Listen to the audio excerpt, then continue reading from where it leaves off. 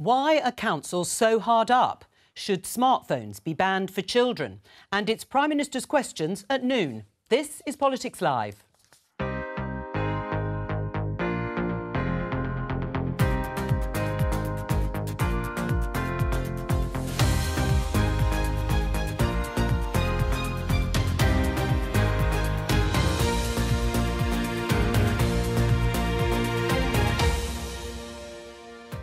With me in the studio, Conservative MP Miriam Cates, Labour MP Margaret Hodge, Liberal Democrat MP Wendy Chamberlain and Camilla Tominey from the Daily Telegraph.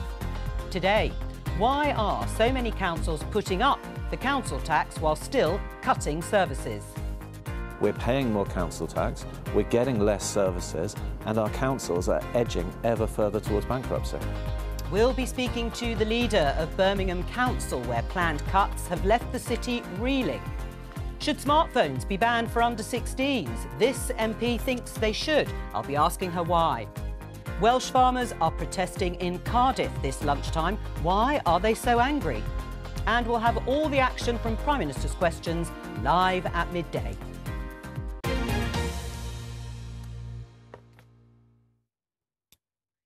Welcome. Let's start with this headline, reporting the Home Secretary in The Times, James Cleverly, saying, "You've made your point. Now end Gaza protests." The Home Secretary argues that pro-Palestinian demonstrators are not saying anything new.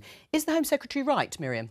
Well, I think he's right that the process needs to stop, but not because they've made their point, but because they've become a national security threat. I think we saw that last week. I think we're seeing that in what British Jews are saying about not feeling safe. They are radicalising events in themselves. And when we have a genocidal slogan projected onto the Elizabeth Tower, you know, enough is enough. These can't carry on. Right, you're referring to the protest last week while MPs were supposed to be debating the Gaza, or calls for a Gaza ceasefire. Now, these demonstrations and protests have continued regularly in cities across the country. Is the Home Secretary right? They've made their point, they should stop. No, I think the right to protest is absolutely central in a democracy. And I think actually the police in London, which are the ones I've seen, are doing an incredibly good job at protecting us in an incredibly difficult and fraught and polarising situation. And if it's for us three, certainly, and actually Camilla it goes to as well, we are all sort of leaders in our community, in the community. So what we say is really important, and that you should use our words not to inflame the situation. And I have brought, I don't usually do this, but I have brought Suella Braverman's latest words. The truth is that the Islamists, the extremists and the anti-Semites are in charge now. And that they have bullied the Labour Party, they've bullied our institutions, and now they have bullied our country into submission. Those words inflame, and I think it's that creates the tensions. It enables the extremists to thrive and prosper. Suella Braverman is a Conservative MP. That's what you and I should be doing, Miriam. Well, I think, of course, the right to protest is important, but there do have to be limits, and there were limits in terms of whether or not extreme environmentalists can superglue themselves to motorways and things like that. And I think they have crossed the line in terms of disrupting society, but also becoming radicalising events. But we want our politicians to have free speech. You might not agree with what these people have said, but we need our politicians to be able to speak freely. And we know that these demonstrations, that the pressure being put on politicians, particularly in your party, by some of these people, has got to the point where politicians are afraid to speak freely. Right, that in itself is a threat to democracy. I want to get to the other guests quickly. Wendy, there is a cost issue, according to the Home Affairs Committee of MPs, who have found that £25 million has been spent policing pro-Palestinian protests since October the 7th. Is that worth taking into consideration? I think it comes back to Margaret's points about the democratic right to protest, and it's really important that the police are there to facilitate that. I was on the Bill Committee for the Public Order Act last year, and I highlighted, as a former police officer myself who has policed protests, that what is really important is the relationship between the police and the protest organisers, so that they can be facilitated as safely as possible, but so that they can take action where things have overstepped the line. Right. We've certainly heard from some of the groups organising the protest, they won't be doing anything of the sort in terms of what James Cleverly has said. Doesn't the emphasis need to be on peaceful? I mean, I think that if on peaceful, So I think if people are protesting peacefully, respectfully and without inflaming tensions, then I think everybody on this panel can support that. I don't think it's in the name of peaceful protest to be surrounding the likes of Wes Streeting's office or indeed Tobias Ellwood's home. I just think that's taking that right of protest far too far. I also was really, really disturbed to see those words projected onto Big Ben. And I think many were looking at that thinking, and I agree with your point, Margaret, about the police, because I think the police have got a really difficult job and it's costing them a hell of a lot of money to do it, while they've clearly got other priorities to cut down on crime in London and beyond. But to see those words projected onto Big Ben when they are so inflammatory and they are so offensive to Jewish people, and to have the police let it happen, I think was quite a sad day. Hang on, we don't know whether the police let it happen. I mean, well, it wasn't stopped, Margaret. Yeah, but they may not have been able to identify the source in time to stop it. I mean, I guess that's what happened. It'd be interesting to know. But we haven't heard much from the police saying it shouldn't have happened. But I think it shouldn't have happened. I agree with you entirely. It shouldn't have happened. They're deeply offensive words, and it's very difficult. But that's why I've got to come back to you. I think the words we say as politicians and as leaders, and the words you print in the Daily Telegraph, all that matters in creating an environment in which peaceful demonstrations... Finally, Miriam, because we've got to move on. I agree. Of course, politicians need to be careful, but we also need to have freedom of speech. Agreed. And when these protests are intimidating MPs into not being able to say what they think... Speech too? Well, they are, as long as they're peaceful, as Camilla said. But in Sheffield, for example, soon after the attacks in Israel, we had a roadblock set up by Hamas supporters demanding money from drivers trying to enter the city centre. That's not legitimate. That's not a peaceful protest. But the police didn't do anything, and that's what's the point. All right, we're going to move, because this may come up at Prime Minister's questions in terms of what James Cleverly has said. Let me show you this headline. BBC News: cash-strapped councils target arts, parks and leisure cuts. Councils in England are under severe financial pressure, with many cutting services right across the board to balance their budgets. Now, none more so than Birmingham City Council. It's the largest authority in Europe, which is facing a council tax rise of 21% over 2 years and £300 million in cuts over the next 2 years. We're going to talk to the leader of the council in a moment, but first, let's hear what residents in Birmingham had to say. We pay our taxes and it's not our fault that it's gone up, and we feel like we're getting penalised for it. It'll get better eventually, but it's not good at the moment. Not a nice place to live. Why should we be penalised for their misdemeanours?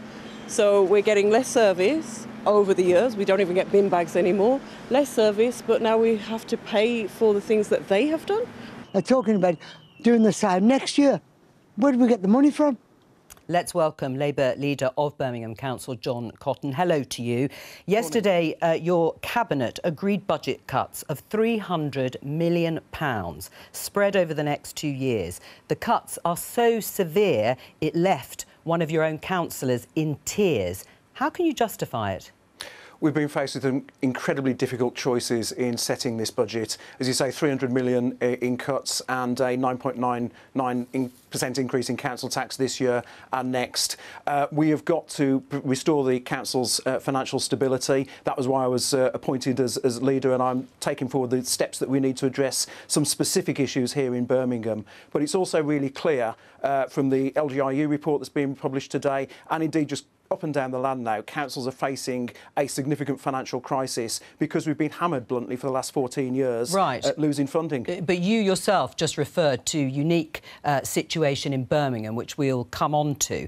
And you also talked about choices. Have you made the right choices, John? Bin collections moving to fortnightly from 2025, 11 community centres being sold off, road maintenance being reactive only, all community and arts funding scrapped, home school transport being reviewed, and many, many more. How's the city going to recover from this? Well, I think those choices illustrate the difficult decisions that we're having to take in this budget. However, what we have sought to do in a very, very tight financial situation is continue to protect adult social care and children's services, and we're actually seeking to take the majority of the cuts from back office. I think it's really important that we do that. However, these are decisions, as I say, that councils up and down the land are now having to face because of that serious underfunding. And it's really important to bear in mind that the consequence of that in Birmingham over the last decade decade has been we've lost £1 billion. So clearly we're in a really, really difficult position now in seeking to restore the council's financial stability. But do you also want to apologise for the mismanagement when it came to legacy equal pay claims that have also resulted in Birmingham being bankrupt?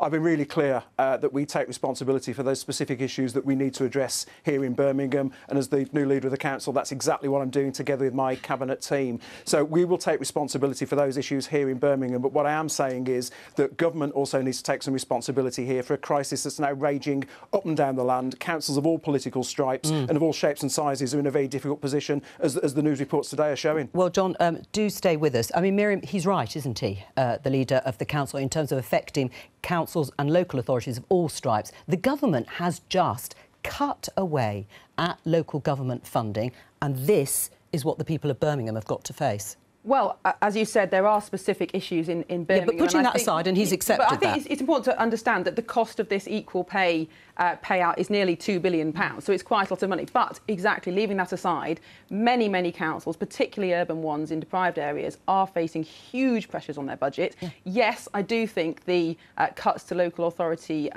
spending in the 2010 government were unjustified and in retrospect wrong. But actually, we look at it now, the spending power per head it is very constant over the last few years, and the government is funding more from next year. And I think what we need to look at is what is driving the pressure on budgets. That is adult social care, which is a direct result of an ageing population. That's not going to go away.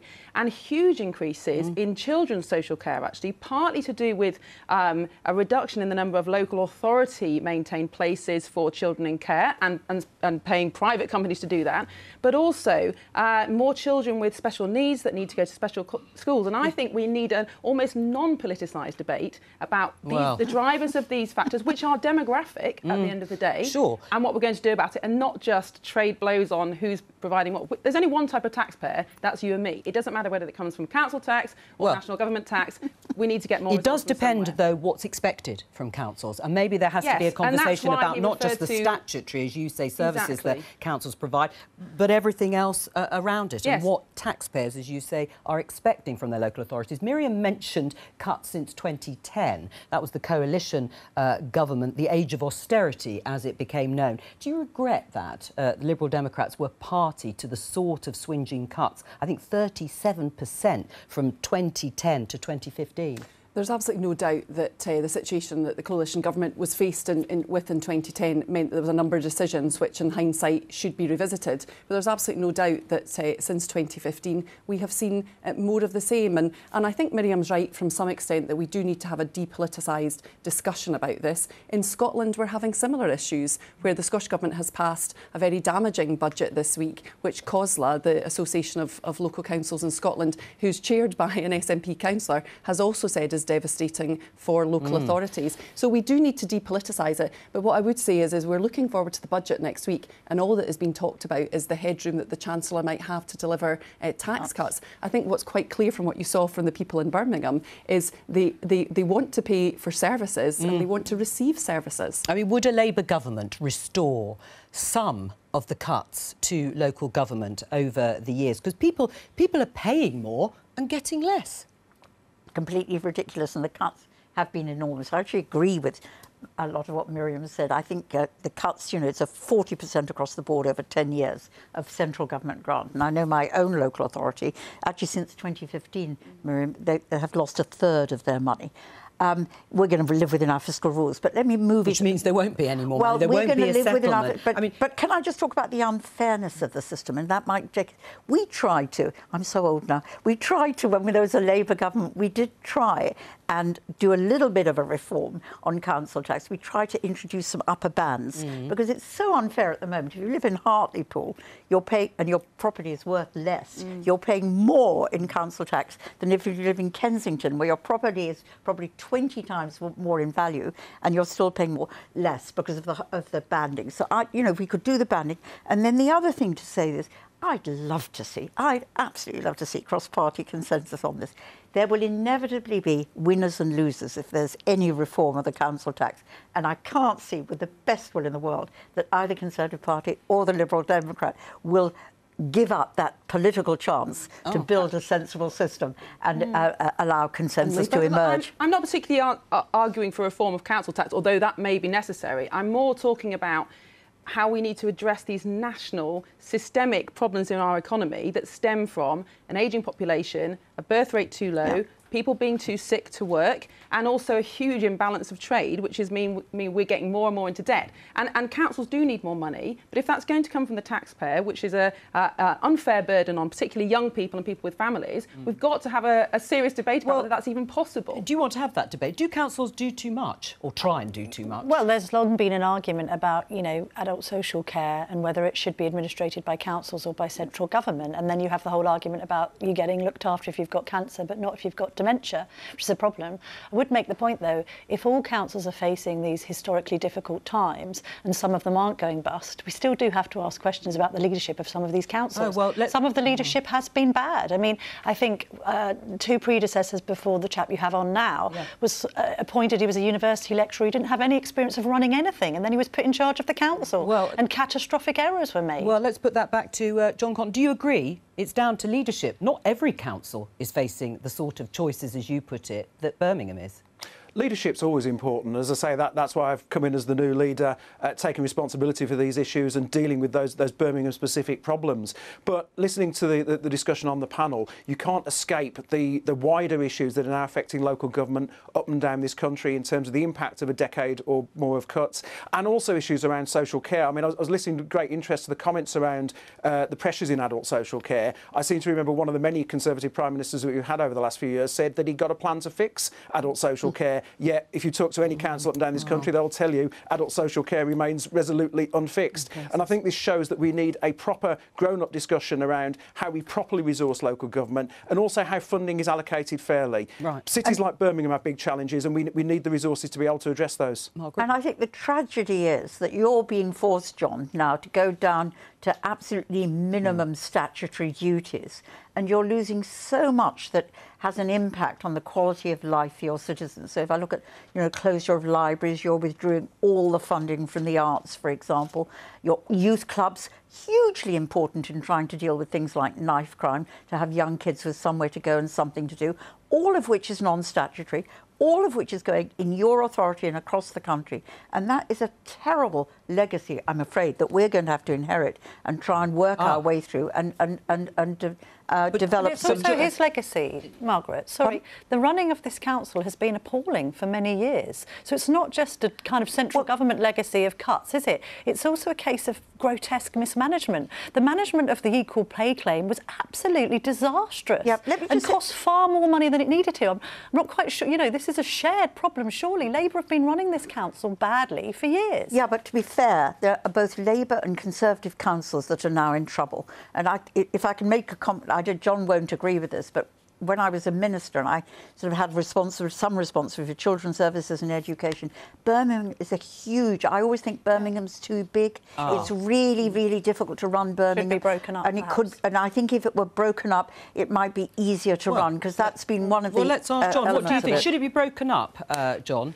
No, I wouldn't share that view. I think it's really... There's a power that comes from Birmingham as a very cohesive and united city that's important that we don't lose that. Right. And also, I think if you were to look at what the implications would be just in terms of tax base, East Birmingham, which is a part of the city I'm very proud to represent, one of the poorest parts of the city and indeed the country, would have an absolutely minimal tax base, and you wouldn't be able to address some of those big challenges. So there is a strength that comes from Birmingham's size and unanimity as well. Are you disappointed to hear, not just from Margaret, but the Labour Party as a whole, that if they do win the next election, you're unlikely to get any more money in terms of any funding settlement? I don't underestimate the challenges that will face an incoming Labour government, given the gross mismanagement that we've seen of the economy by the present administration. They will have some difficult choices to take, just as we're having to take difficult choices in Birmingham at the moment. But what I do know is that there will be a positive and constructive partnership between a Labour-led council and a Labour government that will be able to start addressing some of these systemic challenges that we're seeing. But you'll have ripped the heart out of Birmingham by then, won't you? I mean, how will the city come back from these cuts?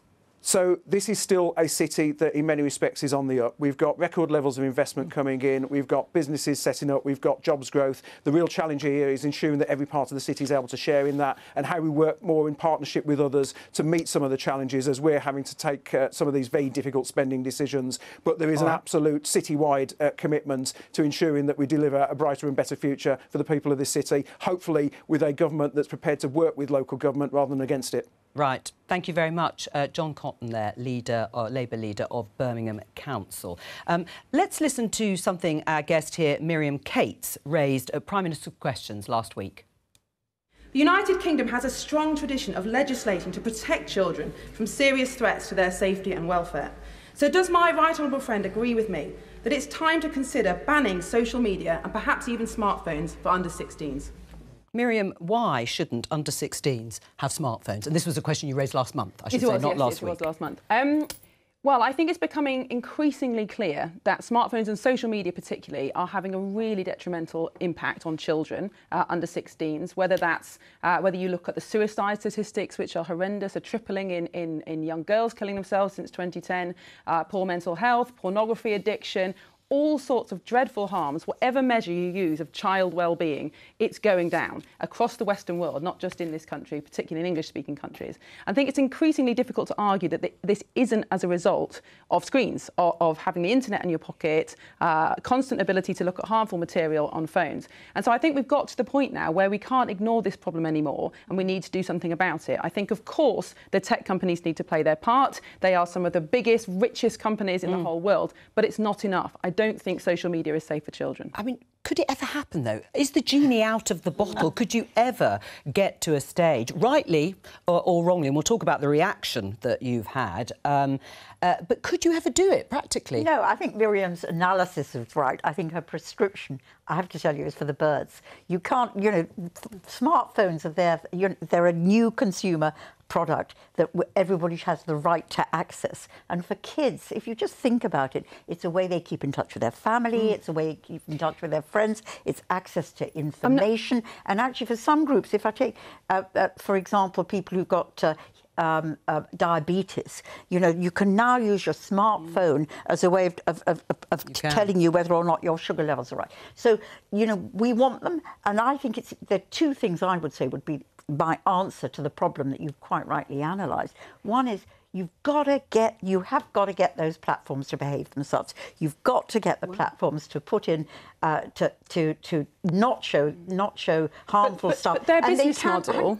Let me just finish the argument. You've got to and they've got to revise the algorithms the children can't access. And then the other thing I would say, and this is more sort of a partisan issue, but it's not really partisan, but the cut in children's mental health services has been horrific. This argument is thrown around by the left, and I don't deny that there have been cuts to these services, but it's a completely inadequate argument because this has happened across the Western world in countries with governments of all different colours, with all different attitudes. Miriam, if after COVID there had been that proper investment in supporting children... I completely disagree because... Let me finish the argument. If after COVID there'd been proper investment in providing the services to help kids, and I've got grandchildren who you can watch them. COVID exacerbated this problem. If there'd been proper investment in supporting them to deal with the life after... All right. If you see hardcore pornography when you're 11, because people are sending it to you... That's not your fault. You're a consumer. You need a safe product. But it's not safe. The business model of these massive... Well, hang on. I think the point here is that, and I think most parents know this and they see it, that the technology raced ahead and the children had these phones in their hands, but the actual content wasn't properly regulated. And so we're all having to catch up with that. Well, you know, the interesting thing here from children's perspectives, I did this smartphone challenge with my 3 children who are 15 and 13. My 10-year-old doesn't have a phone, but she does have access to a tablet. And basically, we swapped their smartphones for brick phones like we used to have in the early days. Well, those great Nokia. big things. Yep, they couldn't do any social media or anything. At the end of the week, they said that they had enjoyed their week because they didn't have this technology. Well, I mean, you ask children, would you like to have been brought up when I was in the 80s where I didn't have smartphones? And invariably they'll say yes. As a result of that, my daughter came off TikTok. It isn't just the pernicious nature of some of the content, which I agree with you, Miriam. Well, you know, it encourages people. You can, but interestingly, the public. I mean, let's just take this. 2/3 of Britons, it says in the Sunday Times. Are we going to suddenly going to criminalise parents and children under 16? Could I come in on this? Because I have done a lot of... Well, hang on. Let me just show you this headline in the Sunday Telegraph. 2/3 of Britons want ban on smartphones for under 16s. Now, how it would work, of course, survey results hailed as tipping point when public recognises devices have transformed childhood for the worse. Where are you? Yeah, I think I'm with Margaret from the perspective of, you know, if I think I've got a 19-year-old and a 16-year-old, so we've been navigating this for a number of years. And I remember when they were small, there was a number of the children's toy producers who were producing their own kind of laptops and phones. And frankly, you know, consumers didn't want them because they wanted the tablet and smartphone access. So I think it is about education, and that's not education of just education of young people. That's education of parents. And actually, this is where we can use emerging technology.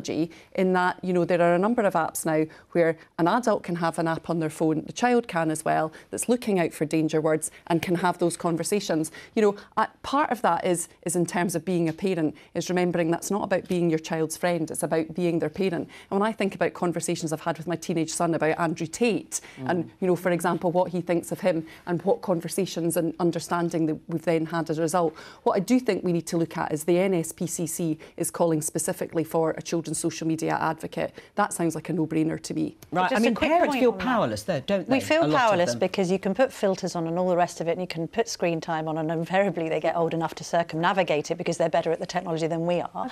And on your point, Wendy, I totally agree. Camilla. I should be the tech giant, should be doing more, Margaret. Yes, I mean, they're making billions. You can, I will let you back in. One very quick point.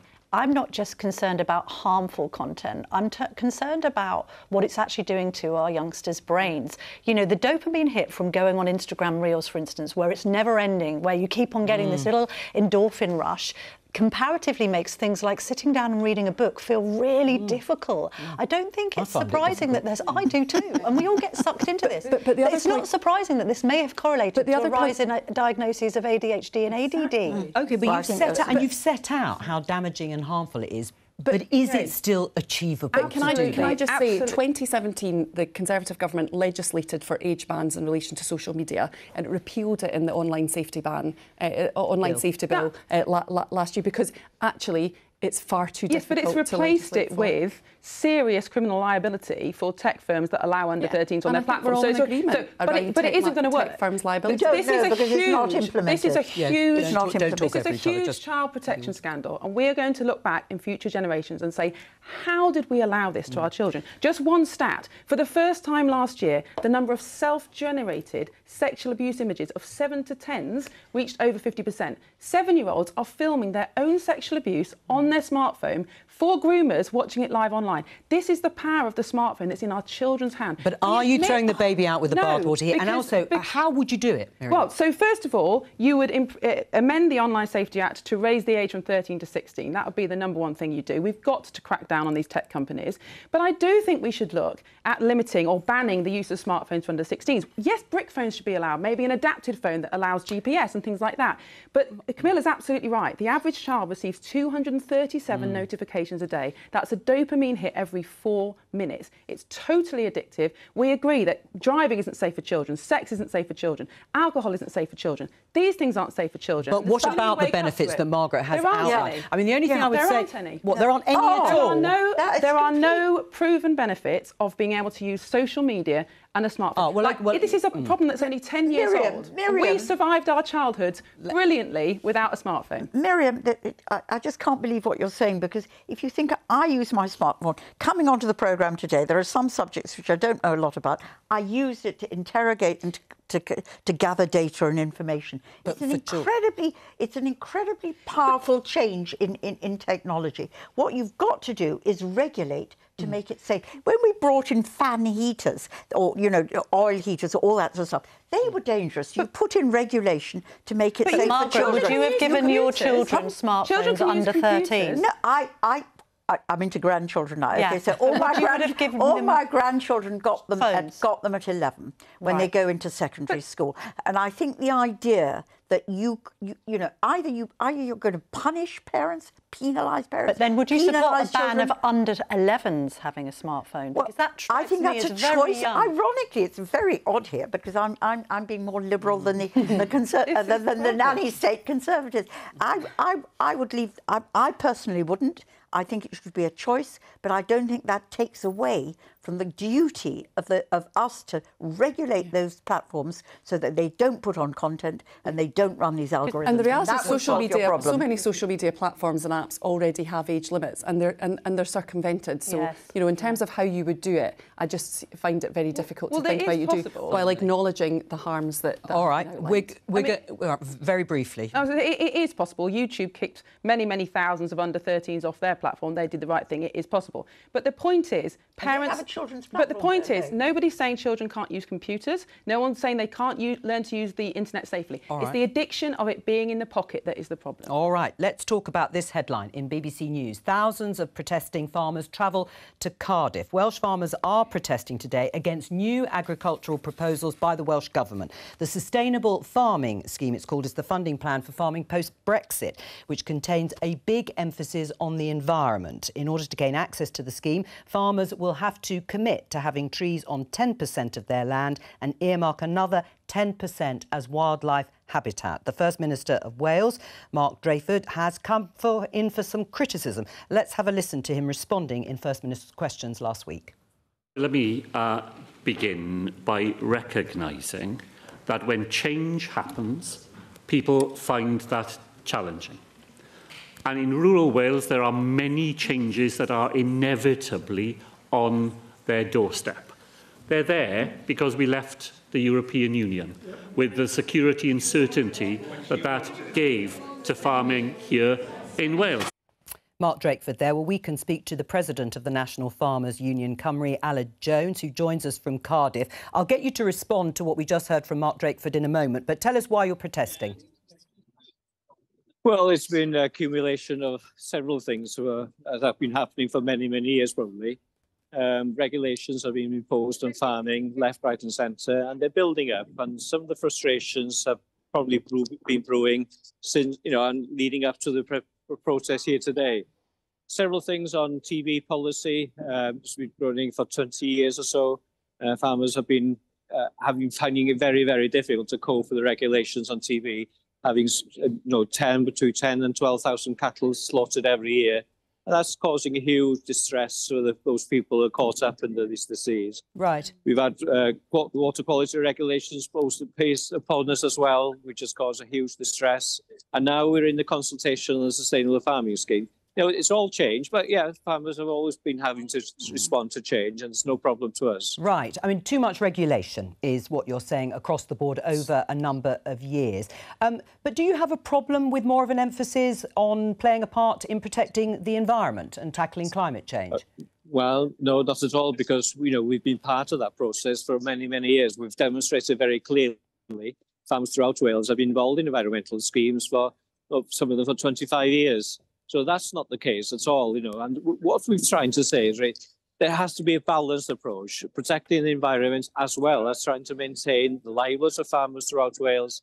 And also, I think this is the message that's been resonating.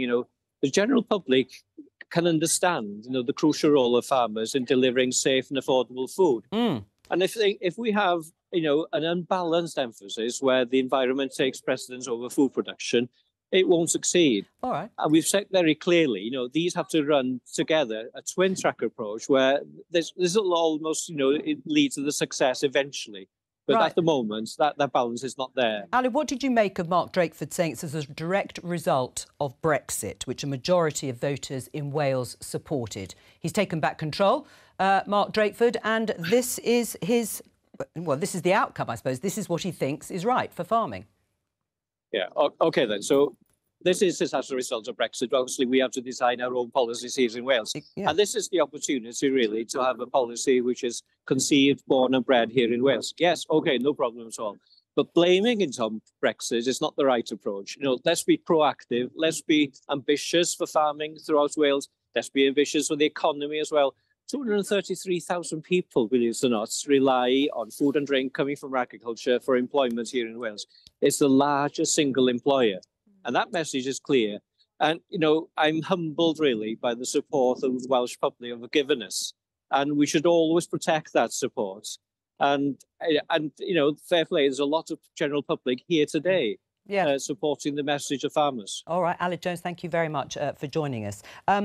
Brexit was about taking back control. That was one of the slogans, Miriam. There were pretty substantial subsidies to farmers from the EU. They have continued for a certain amount of time. Isn't Mark Drakeford just doing exactly what Brexit said it should do? Well, I think that the policy of Mark Drakeford and the Welsh Government, which I think is to compel farmers to use 10% of their land for trees, is clearly not right. I mean, it seems crazy. You don't agree with it, but no, I don't agree with it. He's doing what Brexit said, which is make a decision in Wales. Taking back control of our subsidies is absolutely right, and how we distribute them. Farming is always going to need subsidies. We need farmers to look after the land.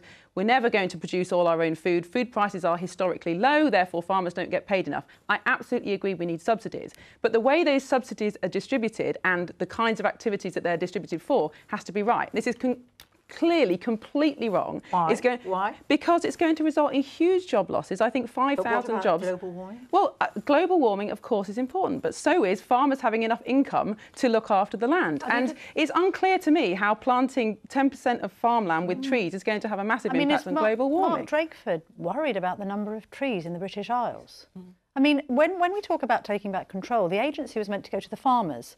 Can't quite understand this from Labour, because Labour want to give the agencies to doctors and nurses when it comes to the running of the NHS, and the agencies to teachers and teaching assistants when it comes to the running of the education system, but not give the agency to farmers when it comes to the running of farming in this country. Of course, the emphasis should be on food production. What is this 10% target? I mean, is Drakeford serious? Well, he thinks we've got a problem with the number of trees in the British Isles. Well, this is the decision he's made. Defend it. I don't know if our friend is still with us. I think Aled can hear us. Can hear. I mean, I think the position of farmers is hugely, hugely worrying. You know, we've seen 6,000 farms go bust. We've seen a third of the workforce go. We see the highest suicide rate in this profession than anywhere. So I've got huge sympathy with trying to support that. And there is a tension between wanting to achieve net zero and protecting food production. There's a tension there. To be absolutely honest with you, I've no idea whether 10% of trees is right or wrong. I'm not an expert in this. And what I'm pleased that he's doing, which is the right thing, is to talk to the farmers locally, to see what, you know, where you can get the right balance between the two. But you can't run away from the fact that their contribution to the challenge of global warming is also important. Right, so you've got to work a way through it. Just before I come to you, Wendy, Ali, did you want to come in? I mean, is the government talking to you about these proposals? Let's be clear now. We were the first organisation to set a net zero ambition in 2019, believe it or not. And we said very clearly we could achieve net zero without eroding food production capacity. It was a suite of measures. Government would have to work with us in policies that would enable us to deliver on this. And we've been very ambitious right from the beginning. We were ambitious before the Welsh Government were ambitious about it as well. So let's give us a little bit of respect, because we've always been proactive in this approach all the while. And the central principle within our ambition that we would not allow our food production capacity to be eroded. And that's a very strong message, you know, when you consider there's a growing population as well. All right. Well, Aled, Wendy, what do you think, first of all, of the proposals themselves, and then the point that Mark Drakeford uses Brexit as the sort of either justification for taking a different approach? Well, as Aled knows, obviously the protests are taking place because the consultation is ongoing, and obviously I would very much hope that the Welsh Government was listening after that consultation closed. And I think the irony here is what we've heard from Aled, and from Mark Drakeford is that actually they all want a number of the same things, but it seems to be the implementation of the SFS that is causing the issue. The Welsh Government's own impact assessment estimates that it will result in 11% in job cuts, and that's obviously devastating for a really vital sector. Yeah. And on the Brexit front, I think the challenge here is that it's not just about necessarily Brexit in terms of the subsidies that come in. Again, we'll come to you, Alan, in just a second. It's the fact that we know that there have been a number of trade deals that have sort of taken place and they have not delivered what farmers and other industries were expecting. From a UK government perspective, and this is true for farmers in my constituency up in Fife, is that we are still having ongoing issues in relation to seasonal agricultural workers visas, where the government continues to only extend the scheme on an annual basis, which doesn't allow for farmers to long-term plan for the future. And that's where the sustainability environmental measures also come into play. Right. I mean, Alan, are you confident there might be a change in the approach? Yeah, well, there are signs of a change, and we had a statement from the Minister yesterday afternoon, which is positive, to be perfectly honest. We have a sensible approach. And as I said earlier, achieving net zero cannot be achieved without losing jobs as well. And that's a fundamental message. The potential of losing 5,500 jobs in Welsh farming, probably more than that in the supply chain as well. That's not a very good message, is it? Right. And we can achieve net zero without losing a single person. Yeah, but it's equally, net zero matters to you and your productivity, as I understand it, because of growing temperatures. Cattle are producing less milk, a litre of less milk per cattle per each day. Now that is an impact of net zero. So you've got a really difficult balance of priorities and policies that you've got to come together. And I think the only way we're going to do it, and I'm glad that the Welsh Agricultural Minister, I think said she is listening, but is by talking through you and trying to find a compromise between the short-term interests and the long-term sustainability of our planet. Alan Jones, we have to leave it there, but thank you very much for joining us from the protest. Let's go into the House of Commons chamber because Prime Minister's Questions is going to begin in around 5 minutes' time, and it is filling up as you would expect. Of course, it's a week since the scenes of recrimination and chaos in the Commons last Wednesday, with the Speaker returning to his chair during the debate that was calling for a ceasefire in Gaza to apologise to the SNP because their motion in their Opposition Day debate was not actually selected in the end. Now, since then, 88, I think, the last time I looked, was the number of MPs who've signed an early day motion saying that they no longer have confidence in the Speaker, Lindsay Hoyle. One of them is you, Miriam. Why?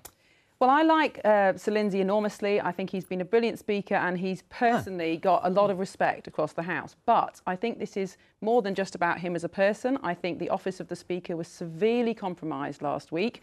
He tore up procedure because of, and I have no reason to doubt his assertion that he was worried about MP security. Well, but the point is, threats from outside, external intimidation, caused our parliamentary procedure to be compromised. And actually an independent chair and following of parliamentary rules is foundational to our democracy. Was he not independent? Well, clearly he wasn't independent because he tore up the rules. Now, whether you say that's to the Labour Party's advantage or because he personally wants to protect MPs, I don't want to have an argument about that. But the point is, the independence of the chair was compromised as a result of external pressure. That cannot happen in a democracy like ours. As you know, it was claims, allegations of pressure being brought to bear by Sir Keir Starmer, rejected by the Labour leader and others on Lindsay Hoyle, that meant he did break with convention. Well, let me just say one thing about both Lindsay Hoyle and Keir Starmer, that they are the last people in the world who would try and play a political game on this. I think it goes actually beyond the protection of MPs, which I think is hugely important. I think this was really about, and I was, part of that. If you're dealing with a really contentious issue, which is also very, we're very divided on it. I think it's important that we're able to have a debate which has real options that you can or cannot support. I couldn't have supported either of those options that were before us, either the SNP option or indeed the government option. No, well, you don't, because you've got a view. I've got a view. And I think what he was, these aren't standing orders, these are conventions. And where the conventions don't really meet the needs of the debate, I think it's appropriate to give you something else. Can he continue? Oh, yeah, Lindsay Hoyle, 100%. when a significant number of MPs, two entire parties, admittedly, smaller parties, SNP, not that small, and Plaid Cymru. Well, and, of course, a number of Tories. I didn't vote for Lindsay Hoyle, if I can say so. I didn't at the time. I voted for a woman. And but I think he has been an excellent, and very, you know, he's been a great chair to all members of Parliament. He's never distinguished. I think he should and can and will. Do you think he should? I mean, the Liberal Democrats haven't signed the CDM. In terms of, just for clarity, it wasn't that the SNP motion didn't get selected. It was that because the Labour amendment came first, it would basically knock the SNP motion out. Yes, and I know that's it's a little bit about procedure, but anyway. I know it's very complicated. But, you know, I think it's quite clear that the Speaker made the wrong decision last week, and he made it for you know, you take him at his word that he made it. And he came back and apologised for noble reasons. Oh, I'm so sorry. We're going to have to interrupt. I lost track of the time. It's Prime Minister's question. Thank you, Mr. Speaker. Number one, if you please. Prime Minister. Mr. Speaker, I know the thoughts of the whole House will be with the friends and family of Lord Cormac and Ronnie Campbell. They were dedicated parliamentarians. Mr. Speaker, this morning I had meetings with ministerial colleagues and others. In addition to my duties in this House, I shall have further such meetings later today. Giles Watling. Thank you, Mr. Speaker, and I thank my right honourable friend for his answer. Now, I'm certain that everyone in this chamber will agree, whatever their political standpoint, that we should be able to think, speak and vote without fear or favour. Yeah. But today I need to ask about the painful subject of dental care in Clacton, which is in crisis.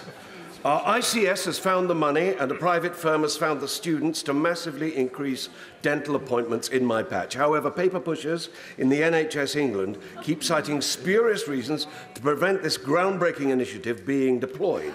Does my right honourable friend agree with me that this is scandalous and should be dealt with, and those people blocking it held to account? Yeah. Prime Minister.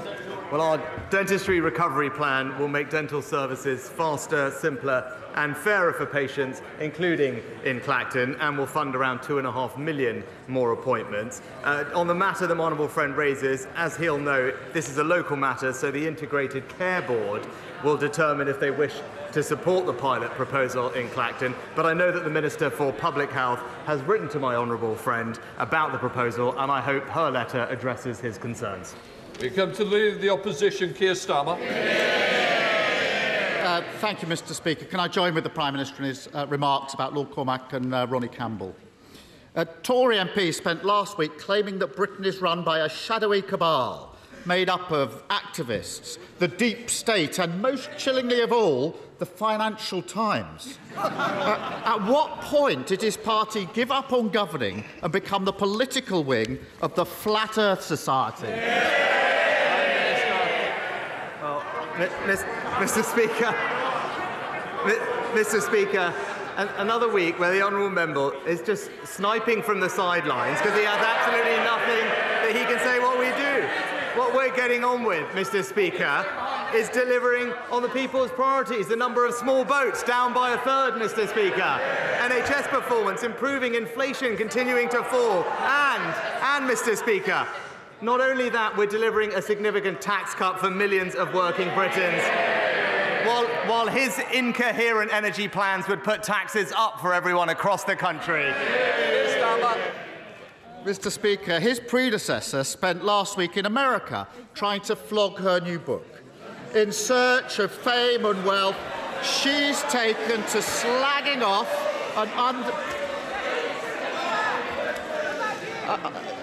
they made her Prime Minister, now they can't bear talking about her. In search of fame and wealth, she's taken to slagging off and undermining Britain at every opportunity. She claimed that as Prime Minister she was sabotaged by the deep state. She also remained silent as Tommy Robinson, that right-wing thug, was described as a hero. Why is he allowing her to stand as a Tory MP at the next election? Well, Mr. Speaker, I don't believe a single member of this House supports Tommy Robinson, Mr. Speaker. Mr. Speaker, if he wants to talk about former leaders and predecessors, the whole country knows his record, because he sat there while anti-Semitism ran rife in this party, and not once but twice backed a man who called Hamas friends, Mr. Speaker. But to their credit, the Shadow Chancellor, the Shadow Home Secretary, and indeed the Shadow Foreign Secretary refused to back the former Labour leader. But he didn't, because he's spineless, hopeless, and utterly shameless.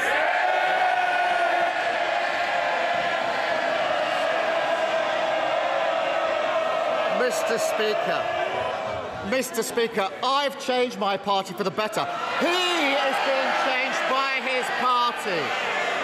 The reason he's letting her stand is because he's too weak to do anything about it. It's the story of his leadership. When they refuse to accept any blame for the ruin of the last 14 years, you do wonder who they think has been running the country all this time. Thankfully, the former Prime Minister's on hand again to help.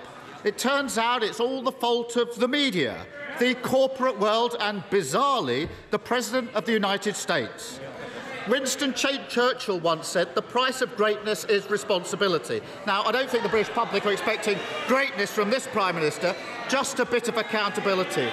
So doesn't think it would be great if, just for once, the Tories actually took some responsibility. Mr. Speaker, he talks about leadership, he talks about change, but when I learnt of something that I didn't agree with, I suspended one of my MPs straight away. But Mr. Speaker, when he learned of vile anti-Semitic remarks made by a Labour candidate, what did he do, Mr. Speaker? He instructed his team to defend him. He sent a shadow cabinet minister to campaign for him, and he personally backed him for days. And that's the difference between us. I act on my principles. He hasn't got any.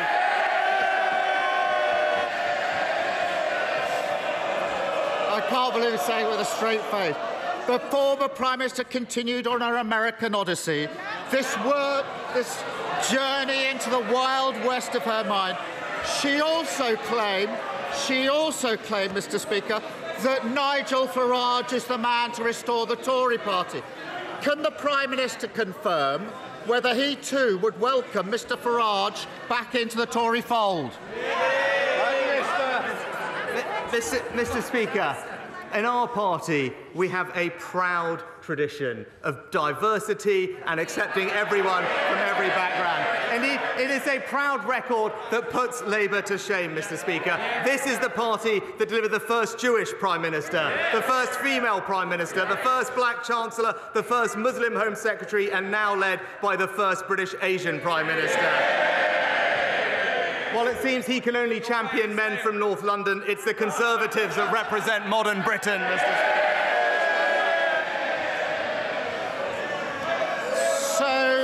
So this diverse Tory party does welcome Nigel Farage. The Prime Minister 2 months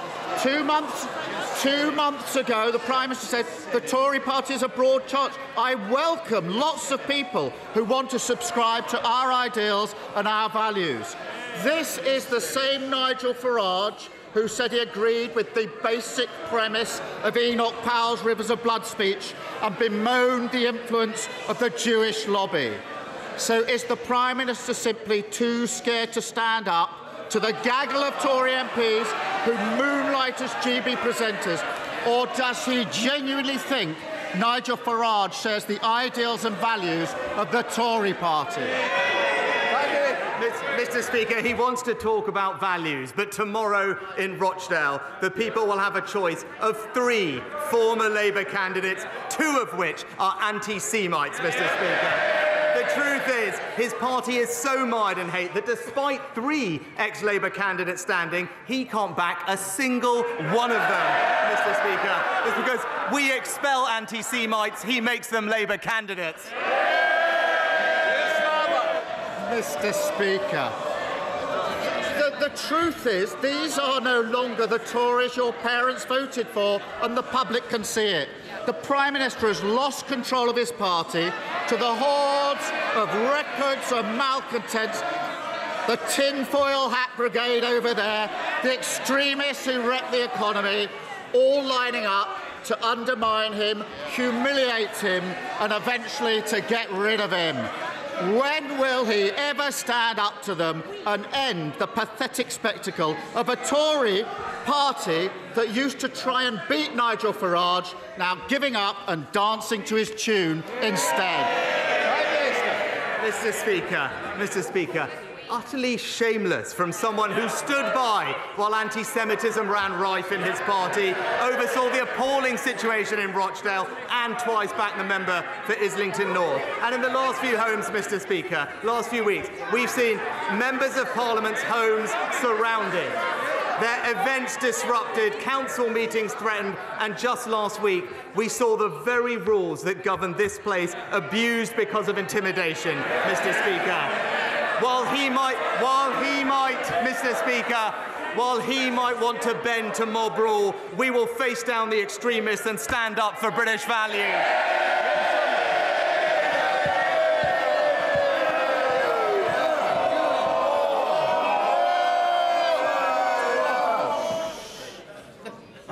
Mr. Speaker, 2 years ago, last Saturday, Russian forces launched their heinous attack on Ukraine. The response of the British government and the British people has been magnificent, and I want to pay my own tribute to all those who have done so much, not least in my own constituency of Bracknell, where Ukrainian people have been so warmly welcomed. Mr. Speaker, we must never bow to tyranny. So could the Prime Minister please assure the House that our support to Ukraine and all of our NATO allies will continue to be unwavering? Prime Minister. Well, can I join my honourable friend in thanking people up and down the country, including the people of Bracknell, for welcoming Ukrainian families into their homes and communities. During my visit to Ukraine in January, I announced a major new package of support, including £2.5 billion of military assistance. And last week, we announced 50 new sanctions targeting individuals and businesses sustaining Putin's illegal war machine. Our support to Ukraine will never waver. SNP Leader Stephen Flynn. Mr. Speaker, 30,000 people dead, 70,000 injured, 1.5 million sheltering in Rafah, 300,000 living in what is considered to be feral conditions in northern Gaza, and of course 100 hostages still tragically held by Hamas. It is the horror of those numbers that demands that this House have its say, just as it is the horror of those numbers that show that this House should demand an immediate ceasefire. Now, President Biden has indicated that that ceasefire may take place from Monday. Does the Prime Minister share in his confidence? Prime Minister. Well, Mr. Speaker, we have consistently called for an immediate humanitarian pause which would allow for the safe release of hostages, including British nationals, and more aid to reach Gaza. We welcome progress on a deal. As the honourable gentleman said, there has been progress, and we urge everyone on all sides to seize the opportunity. And I've been clear that we must seize the momentum from this terrible tragedy to find a lasting resolution to this conflict, which delivers on the promise of a two-state solution and ensures that Israelis and Palestinians can live in dignity and security. Stephen Flynn. Mr. Speaker, we're now approaching 5 months since this conflict first began.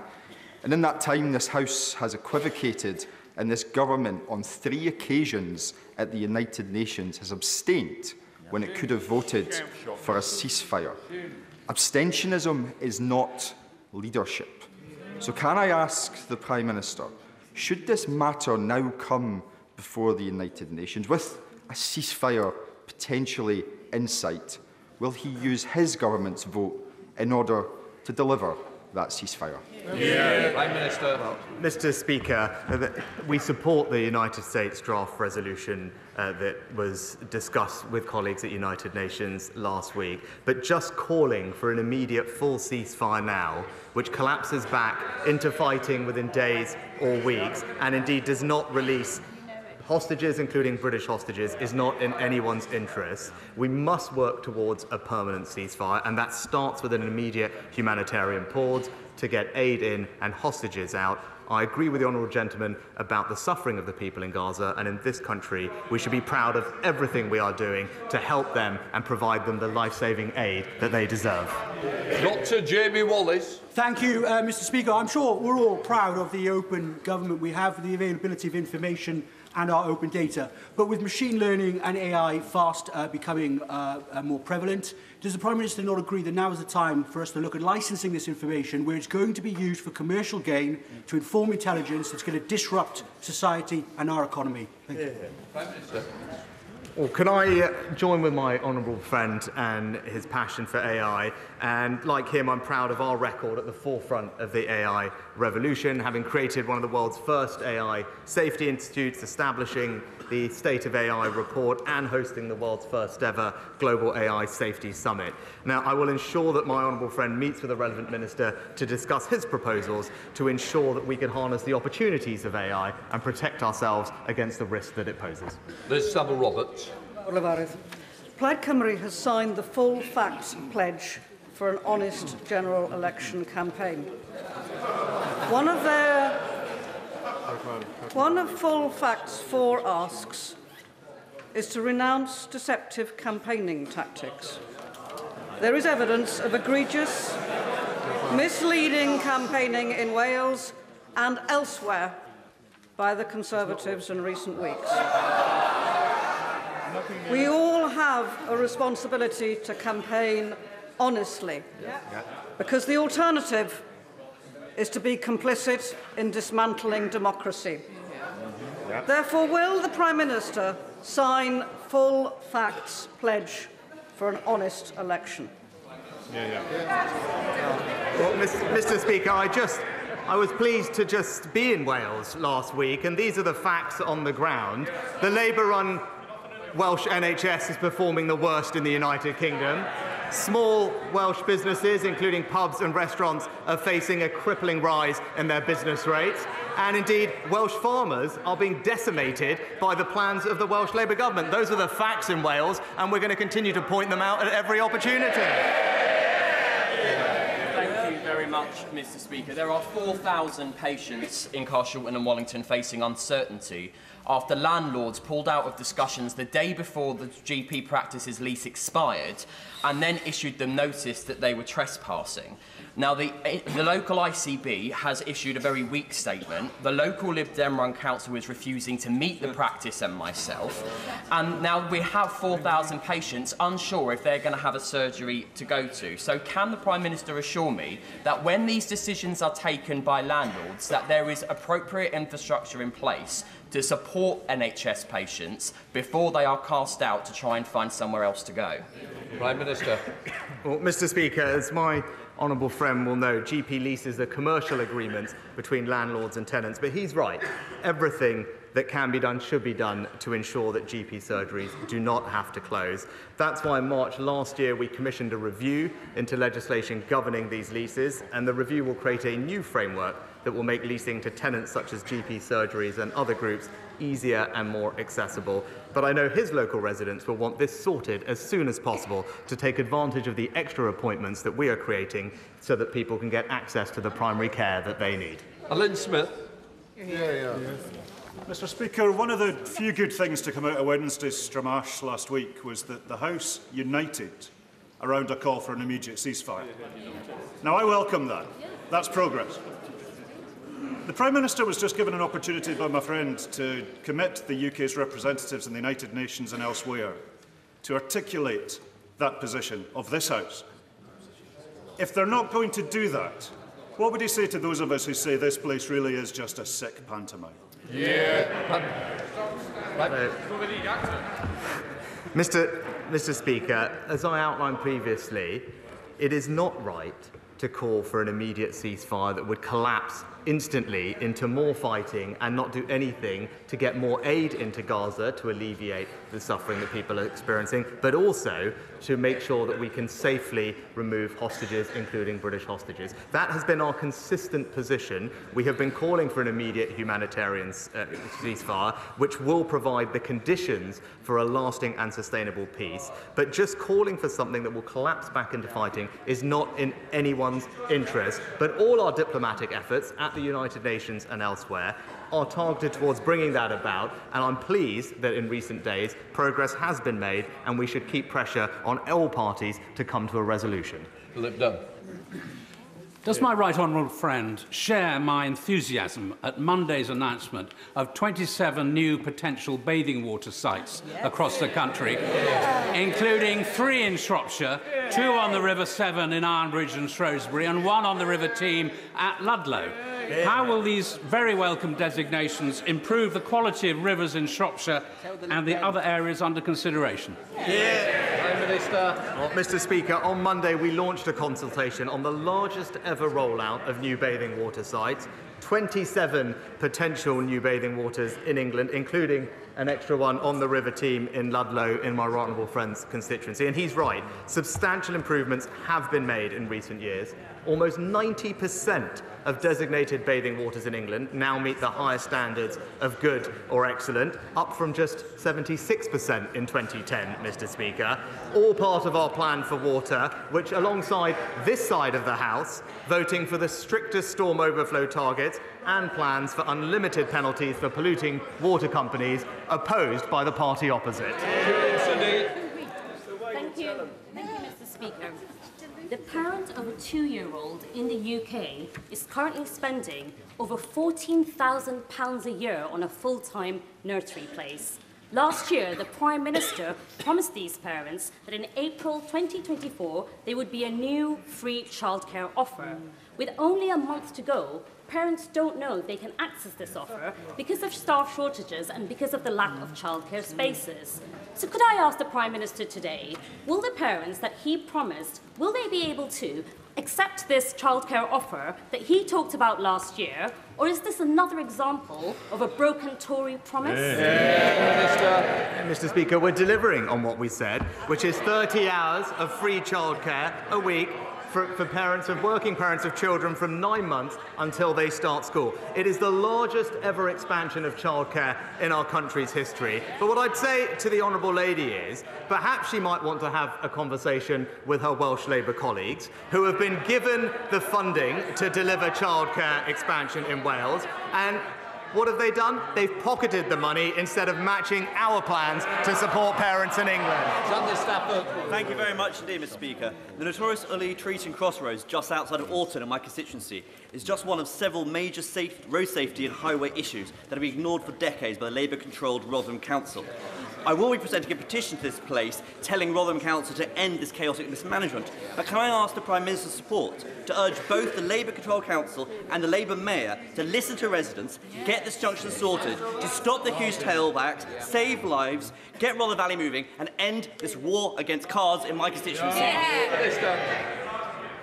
Well, my honourable friend raises an important point, and he's right to champion his constituents in this way, because when Labour run things, they do just run them badly. And he can be assured that we have provided £750,000 of funding to Rotherham Council for safety improvements to local roads, and we're continuing to provide vulnerable friends' constituents with a further £1 billion allocated to his local area in the second round of the City Region Sustainable Transport Settlements. Because of the decision that we made on HS2, communities, towns and cities across the North and Midlands are going to receive billions of pounds of funding for transport projects that will make a difference to him and his constituents far quicker than anything else that was planned. Diana Johnson. Another 80 victims of the contaminated blood scandal have died since Sir Brian Langstaff gave his final recommendations on compensation to the government in April 2023, 329 days ago. Will the Prime Minister join families who are lobbying members of Parliament here today to explain why his government has failed to implement any of those recommendations 11 months on? Mr. Speaker, I'm acutely aware of the strength of feeling on this issue and the suffering of all of those impacted by this dreadful scandal. We've consistently acknowledged that justice should be delivered. I gave evidence to the public inquiry last year. The government has accepted the moral case for compensation, and which is why on Monday, in the other place, we committed to bringing forward amendments at report stage of the Victim and Prisoners Bill with the intention of speeding up the implementation of our response to the infected blood inquiry. Neil Kaczynski. Thank you, Mr. Speaker. I'd like to thank the Prime Minister sincerely for the extra £244 million announced this week for transport and investment in Shropshire. This comes on top of £300 million for modernisation of our local A&E services, levelling up funds to modernise Shrewsbury Town Centre and fully funding the North West Relief Road, the Ring Road round Shrewsbury. These infrastructure projects will have a major benefit not just for us, but for those who follow us in Shropshire. There is, however, one issue I would like to still raise with the Prime Minister, which is how our local Shropshire Council is funded to deal with adult social care costs. We have a disproportionately ageing population in Shropshire, and Shropshire Council is struggling to meet those additional costs. What more can be done to help councils like Shropshire deal with rising adult social care costs? Well, Mr. Speaker, can I pay tribute to my honourable friend for the work he does representing his constituents? He's right about the pressures that are faced, particularly in rural areas, which is why the government provided £600 million of additional funding for local government across the country, ensuring around a 7.5% increase in resources available to invest in social care, but also by an extra addition to the Rural Services Delivery Grant, an acknowledgement of the challenges of providing services in rural areas, with more funding for those rural councils to deliver. Alison Thewlis. My constituent Lee Haywood in Dalmarnock is on a communal heat network and has seen both his standing charges and his energy bills absolutely soar. The Heat Network Market Framework was introduced in 2021, but in a letter from his Minister in the Lords last week, he says his ambition is that price regulation will only start in spring 2026. So can I ask, is it his government's incompetence or Ofgem's lack of powers that are letting down constituents who can't afford to put on their heating this winter? Mr. Speaker, as the honourable lady will know, standing charges are a matter for the independent regulator Ofgem, who are currently looking at all of those things as part of a consultation. And more generally, it's this government that's providing considerable support to families across the country, including in Scotland, with their energy bills. And I'm sure she will join me in welcoming the recent announcement about the fall in energy bills, bringing them back to levels that we haven't seen in a long time, on top of the cost of living support that the Chancellor's provided, so that everyone in our country gets the help that they need. Paul Bristow. Warrington Fields is a much-loved open space, cherished by local residents and used by the nearby school as playing fields. Shockingly, Peterborough City Council proposed to fence off almost the entire area, rejecting a compromise that most residents and the school were happy with. Bizarrely, that the local council seeks to blame the Secretary of State for Education, myself, and even the Prime Minister. Will my right honourable friend get behind my campaign to save Warrington Fields and make it clear right here, right now, that this is a matter entirely for the local authority? Can I pay tribute to my honourable friend for his championing of his constituents on this matter? As he knows, last year the Education Secretary rightly rejected Peterborough City Council's application to remove the playing field land at Ken Stimpson Community School from educational land to public open space, and that decision ensured that children will have access to the open space that they deserve. But I am told by the department that the council can provide for some of that land to be fenced, and the department would be comfortable with that, provided that the overall site remains an educational land. That is something that I know he wants to see, and the department are ready to work with him to make sure that that happens. Kevin Jones. After yesterday's revelation that Nick Reed, the CEO of the Post Office, is under investigation for an 80-page report written by the former head of HR at the Post Office, Does the Prime Minister and Business Secretary have confidence in Nick Reed's leadership at the Post Office? Mr. Speaker, it would clearly be inappropriate for me to comment on an investigation before it has been completed. Our focus remains working closely with the Post Office to ensure that it delivers justice for postmasters caught up in this historic scandal, and that's why we will imminently bring forward the legislation that we promised. Shalish Vara. Thank you, Mr. Speaker. A few years ago, there was a proposal to build nearly 7,000 houses in a beautiful part of my constituency near the villages of Castor and Aylesworth, against the wishes of the local residents. I worked with the local community, and together we were able to stop this development. However, efforts are now being made to include this land in a revised Peterborough local plan. Would the Prime Minister agree with me that it is very important that the voice of the local community is heard, and that it is unacceptable that developments can take place in this circuitous way, especially when there is other more suitable land available in and around the city of Peterborough? My right honourable friend raises an important issue, and he's right that the local community should always have their voice heard. It's important that councils bring forward local plans, but this must be done in close consultation with local communities because their voices matter. As I understand it, the Peterborough local plan is still under preparation and there are opportunities to provide comments on the draft plan. So I encourage and commend my honourable friend for continuing to support his local community to make sure that their voice is heard. Sarah Owen. Thank you, Mr. Speaker. The Prime Minister talks about things going backwards. The UK is the only Western G7 power in recession. 7 consecutive quarters of no growth. That is the worst since records began in 1955. So can the Prime Minister tell the businesses going bust, tell the families struggling to pay their bills, and tell those being made homeless why this recession, which has his name written all over it, is a good thing for our country? Mr. Speaker, I would say to the Honourable Lady she might want to check some of the facts that she just outlined for the House that aren't quite right. Perhaps she would like to explain to the country why it is that her party is stuck with a completely incoherent energy policy that will saddle working families with £28 billion of higher tax rises and higher energy bills.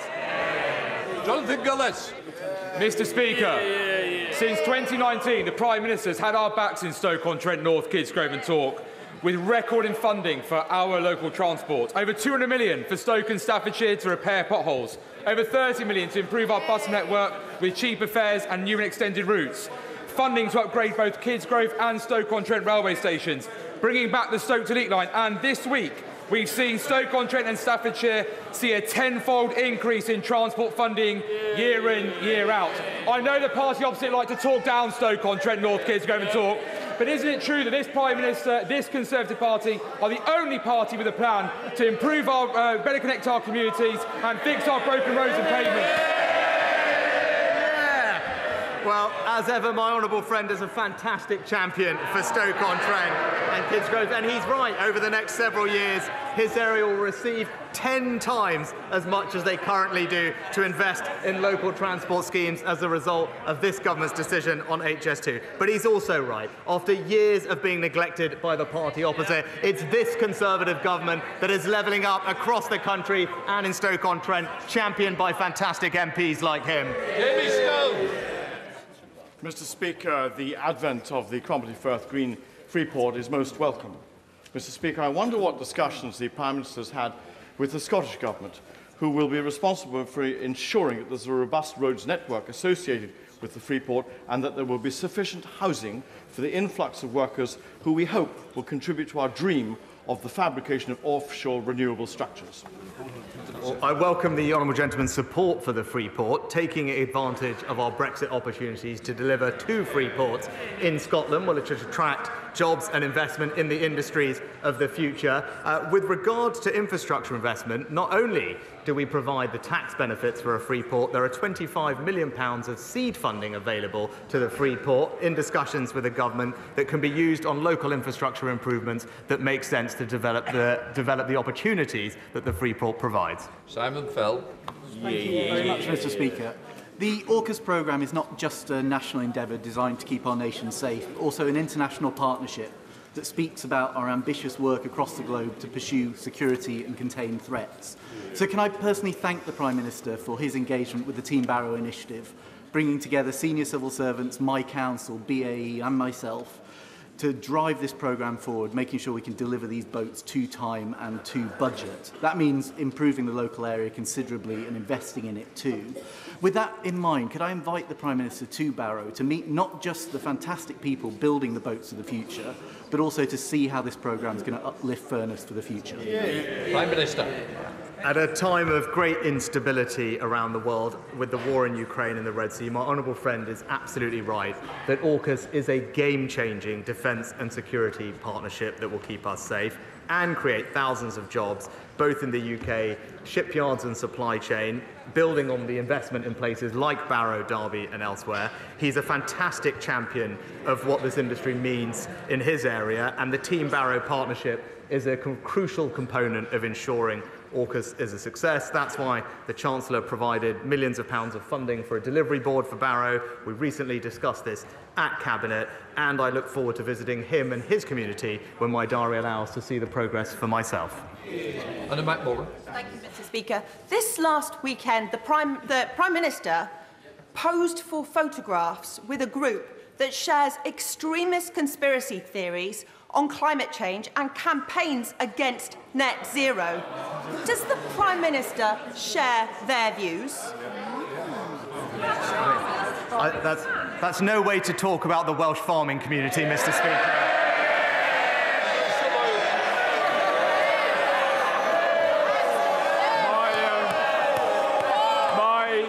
My integrated care board tell me that only £2 million of the £120 million of capital which they receive annually is for primary care. And that seems an unfairly small amount for our amazing family doctors and practice nurses who are, after all, the front door of the NHS.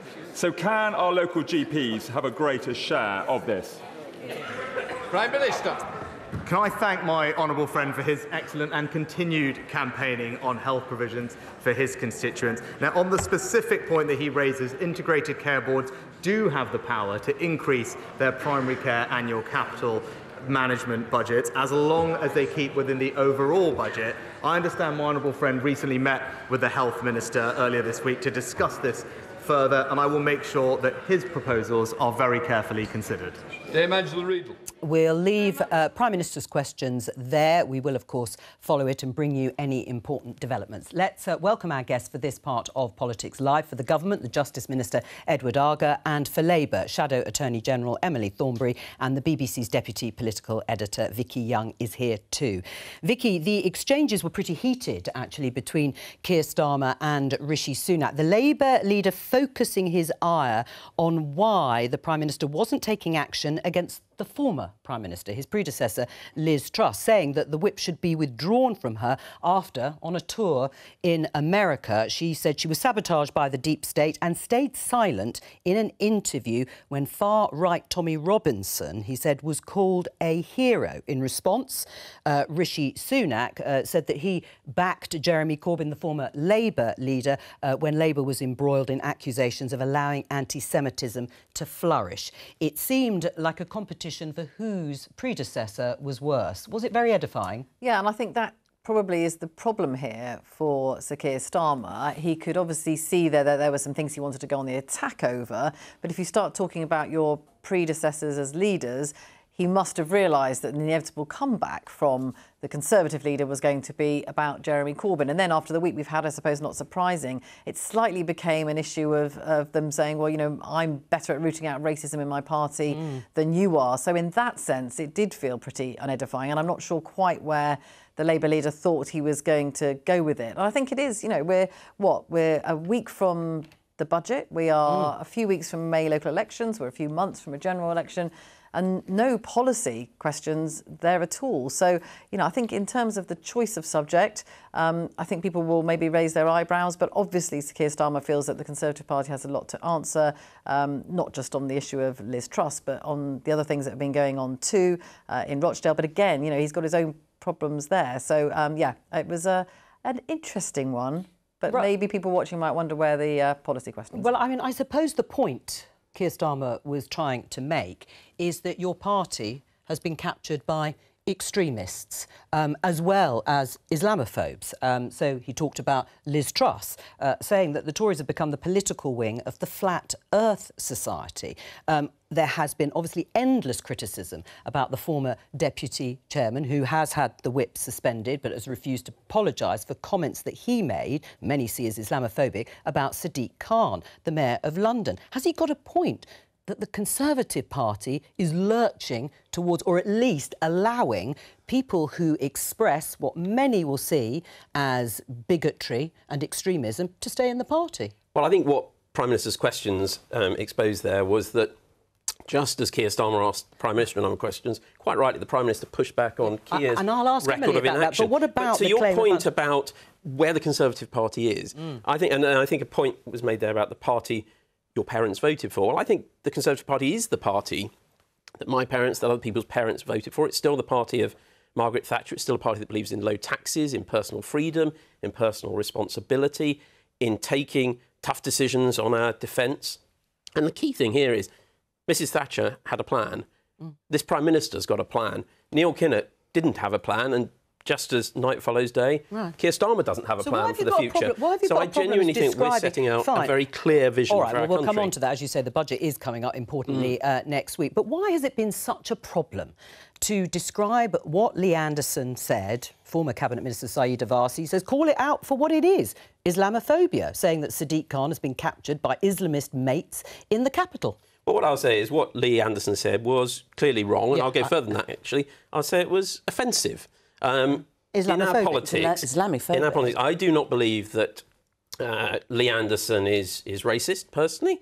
I do think he was wrong. I think what he said was wrong. And I think we do all, on both sides of the House, have a responsibility to talk in an appropriate and measured tone. And the key thing here is that Prime Minister moved within 24 hours to take swift action. What we've seen from Keir Starmer over his candidate in the upcoming by-election was dither, delay and indecision over a matter of days over some pretty vile reported comments. Why did it take so long, Emily? I know it doesn't seem long in the whole scheme of things, but it did take a few days in order for the Labour Party to decide they were dropping their candidate Azhar Ali. And in fact, initially, I think probably frontbenchers like you were told to go out and defend him.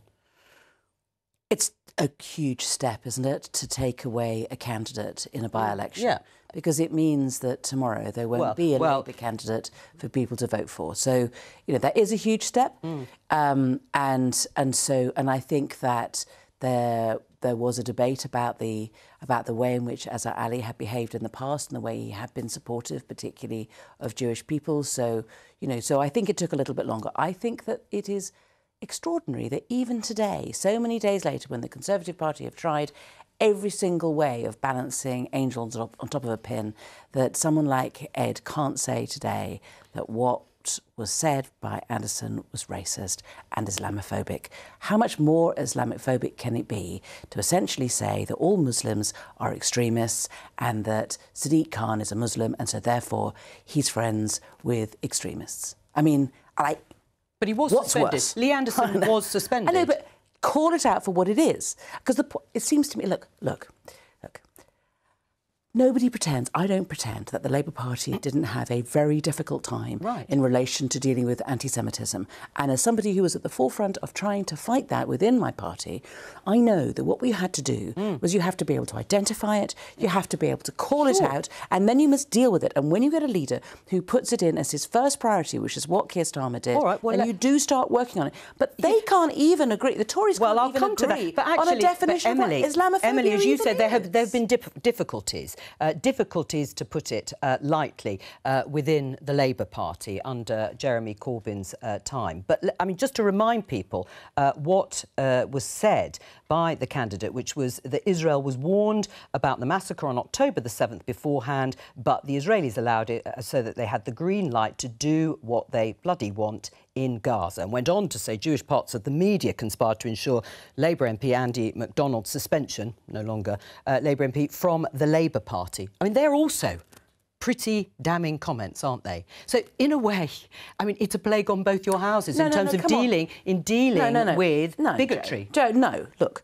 The point is, we have identified, we have accepted that we have a problem, and we are doing our utmost to deal with it. We have a definition, we have accepted it, we have called it out, and we are doing something about it. And that is not the same as a Conservative Party who can't even define Islamophobia, who aren't prepared to call it out, who get example and example. I mean, I can give you... Look, no, well, you don't have to, because Saeed Abbasi... What has Sadiq faced? Remember when he first got elected, the dog whistle of Zach Goldsmith's original campaign. I mean, frankly, that was like subtle compared to what we're now getting against Sadiq. Is there a problem with Islamophobia in the Conservative Party that you have failed to tackle head-on? I think the Prime Minister has tackled this head-on and rapidly. Sadly, what we've seen recently... But generally, more broadly, what we've seen recently with Keir and his candidate in Rochdale is he hasn't changed the party, he hasn't made the changes that are needed. But I do want to pick up on something Emily said about Sadiq Khan, where actually I think we will have, may not be throughout this interview, but some common ground on this, because I've worked with Sadiq Khan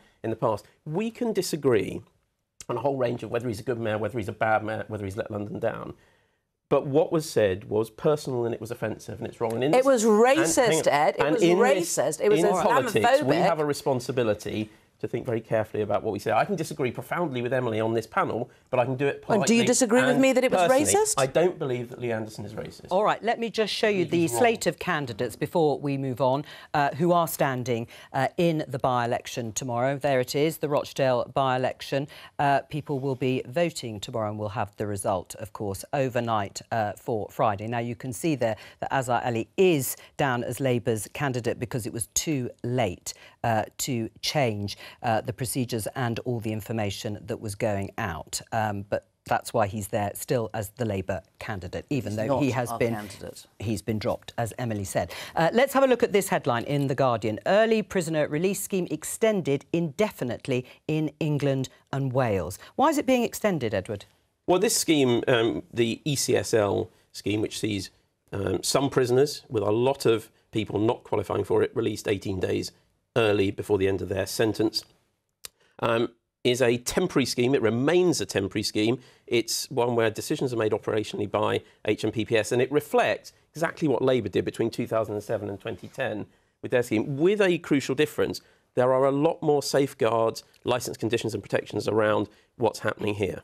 Right. I mean, there will be fears around some prisoners could be wrongly released early. You've mentioned a couple of the measures. Can you reassure the public that there won't be people released early who still pose a threat? Well, this is a very carefully assessed scheme. There are a whole range of people who are not included in it, not eligible terrorists, those who've committed sexual offences, those who've committed murder, obviously, those who've committed serious violent offences. And those, when they are released, and I say that only just over 2 weeks early, to enable them to transition back into normal life. They were going to be released anyway at that end point, but with a load of conditions, licence conditions and safeguards to make sure that if they breach any of those conditions, they'll be back inside. Emily, reassured?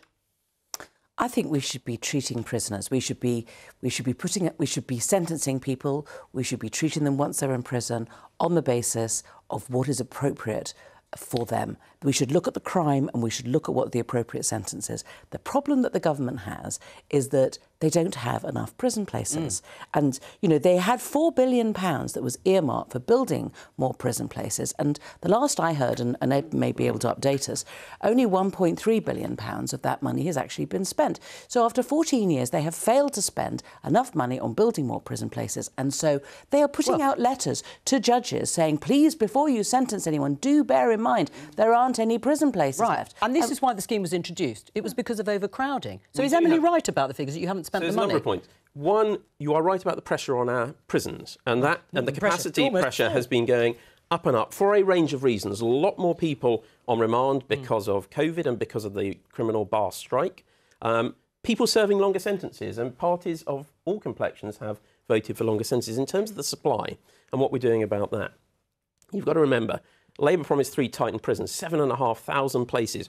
Sorry, never built. This is more than what we are doing, years ago. Let's talk about now. What we have done since I'll come to you. inheriting Labour's failures in this space is we have put in place a large number of rapid deployment cells, over 800 new additional cells there. We've What are rapid completed deployment cells? their additional Do you mean cells. put on police stations? There are existing sites where we've built more prison places within them, Emily. In terms of new prisons, we've completed 2 and they're open.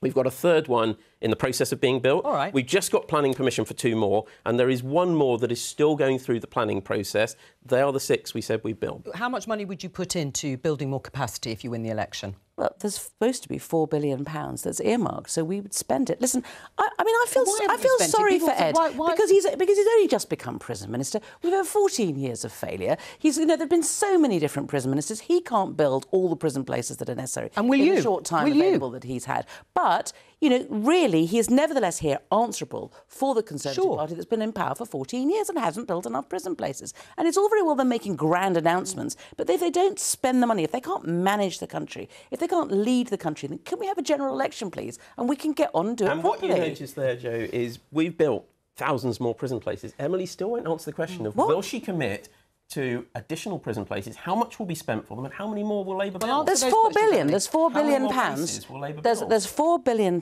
which is earmarked for building more prison places. So, that's what we think that So how should many happen. more prison places will be built with £4 billion?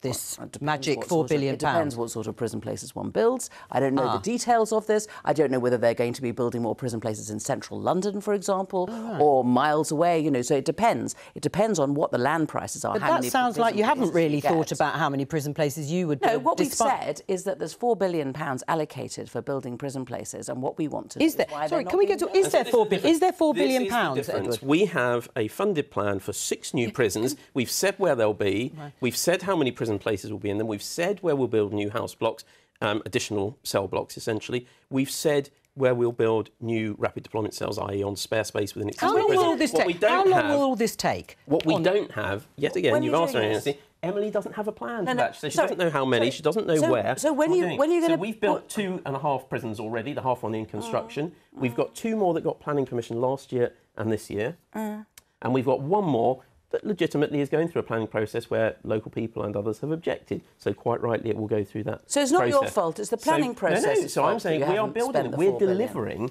on those prison places. It was always going to be a multi-year programme because building a prison takes a long time. How much longer do you need? And we've made clear we will continue to bring those prison places online year on year. But what we hear here is no plan from Emily. Emily, we're about to talk about we're about to talk about the budget. But broadly speaking, we know Labour doesn't want to spend any more money, rightly or wrongly, investing in public services or the sorts of expansion of prison places. So I don't understand why it'll be any different under Labour.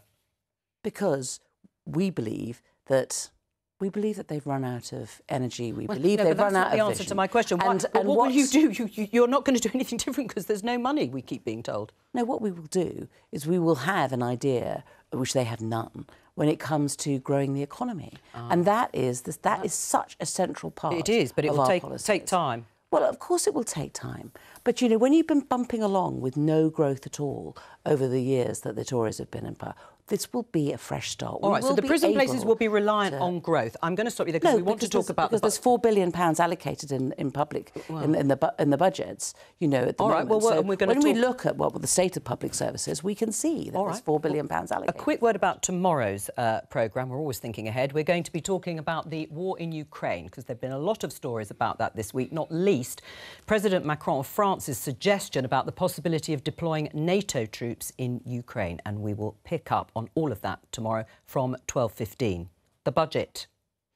Just how important is this moment, this big event in the political calendar for Jeremy Hunt and Rishi Sunak? Well, it's even more so because it's an election year. So they will be hoping, obviously, the Conservatives, that they can do something that not only cheers up their own MPs, but persuades voters that they are the party to back. Now, that doesn't always work. Tax cuts is the thing that I think a lot of Conservatives think will make the difference. There's already been a national insurance cut.